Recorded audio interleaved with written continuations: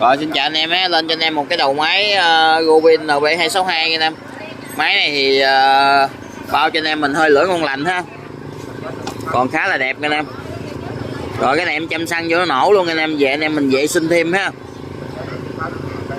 Rồi vô.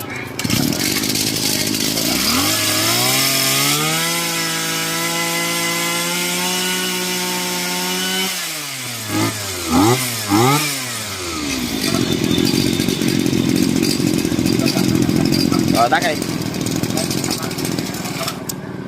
Rồi máy này thì anh em về mình vệ sinh thêm mình xăng con anh em, tại vì cái này em chăm xăng cho nó nổ luôn ha.